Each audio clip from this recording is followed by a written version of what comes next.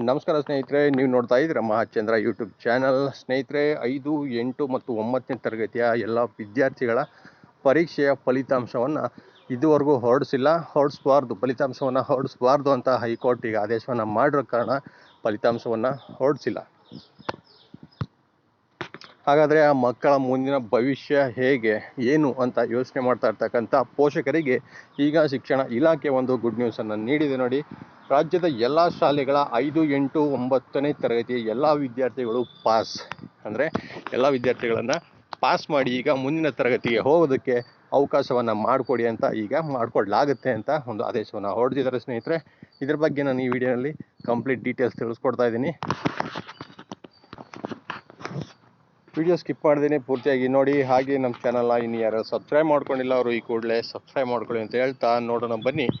ಪರೀಕ್ಷೆಗಳ ಮೌಲ್ಯಾಂಕನ ಆಧರಿಸಿ ಮುಂದಿನ ತರಗತಿಯಲ್ಲಿ ಮುಂದುವರೆಸಲು ಅವಕಾಶ ಕಲ್ಪಿಸುವಂತೆ ಶಾಲಾ ಶಿಕ್ಷಣ ಇಲಾಖೆ ಆಯುಕ್ತೆ ಬಿ ಕಾವೇರಿ ಅವರು ಸೂಚಿಸಿದ್ದಾರೆ.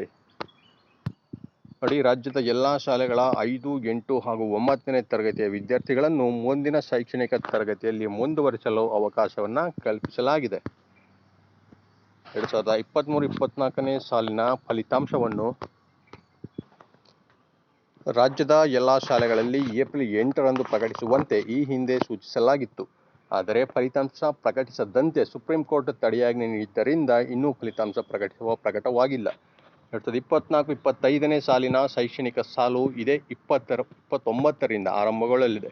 ಕಳೆದ ಶೈಕ್ಷಣಿಕ ಸಾಲಿನ ಫಲಿತಾಂಶ ಪ್ರಕಟ ಆಗದಿರುವ ಪರಿಣಾಮ 5, 8 ಹಾಗೂ 9ನೇ ತರಗತಿ ವಿದ್ಯಾರ್ಥಿಗಳ ಮುಂದಿನ ಶೈಕ್ಷಣಿಕ ತರಗತಿಗೆ ಪ್ರವೇಶ ದಾಖಲಾತಿ, ಪ್ರವೇಶ ಶುಲ್ಕ ಪಾವತಿ ಹಾಗೂ ಬೇರೆ ಸ್ಥಳಗಳಿಗೆ ವರ್ಗಾವಣೆ ಪ್ರಮಾಣ ಪತ್ರ, ಪ್ರಗತಿ ಪತ್ರ, ವ್ಯಾಸಂಗ ಪ್ರಮಾಣ ಪತ್ರ ವಿತರಿಸಲು ಶಾಲೆಗಳಿಗೆ ಸಾಧ್ಯವಾಗಿರಲಿಲ್ಲ. ಮಕ್ಕಳ ಶೈಕ್ಷಣಿಕ ಭವಿಷ್ಯದ ಹಿತದೃಷ್ಟಿಯಿಂದ ಶಾಲೆಗಳಲ್ಲಿ ನಡೆದಿರುವ ಪರೀಕ್ಷೆಗಳ ಮೌಲ್ಯಾಂಕನ ಆಧರಿಸಿ ಮುಂದಿನ ತರಗತಿಯಲ್ಲಿ ಮುಂದುವರೆಸಲು ಅವಕಾಶ ಕಲ್ಪಿಸುವಂತೆ ಶಾಲಾ ಶಿಕ್ಷಣ ಇಲಾಖೆ ಆಯುಕ್ತೆ ಬಿ ಕಾವೇರಿ ಅವರು ಸೂಚಿಸಿದ್ದಾರೆ. ಇನ್ನು ಯಾವುದೇ ಗೊಂದಲ ಇಲ್ಲದೇ ಸ್ನೇಹಿತರೆ, ನಿಮ್ಮ ಮಕ್ಕಳ ಪ್ರಮಾಣ ಪತ್ರಗಳನ್ನು ನೀವು ಶಾಲೆಯಲ್ಲಿ ಪಡೆದು ಮುಂದಿನ ತರಗತಿಗಳಿಗೆ ನೀವು ಮುಂದುವರಿಸ್ಕೊಂಡು ಹೋಗ್ಬೋದು. ಸೊ ಇದಕ್ಕೆ ಅಧಿಕೃತವಾಗಿ ಇದು ಮಾಹಿತಿಯನ್ನು ನೀಡಿರ್ತಕ್ಕಂಥದ್ದು. ಸೊ ಇದಿಷ್ಟು ಇವತ್ತಿನ ಮಾಹಿತಿ. ವಿಡಿಯೋ ನಿಮ್ಗೆ ಇಷ್ಟ ಆಗಿದ್ರೆ ಲೈಕ್ ಮಾಡಿ ಮತ್ತು ಶೇರ್ ಮಾಡಿ. ಮತ್ತೆ ಮುಂದಿನ ವಿಡಿಯೋಲಿ ನಾನು ಭೇಟಿ ಮಾಡ್ತೇನೆ. ನಮಸ್ಕಾರ.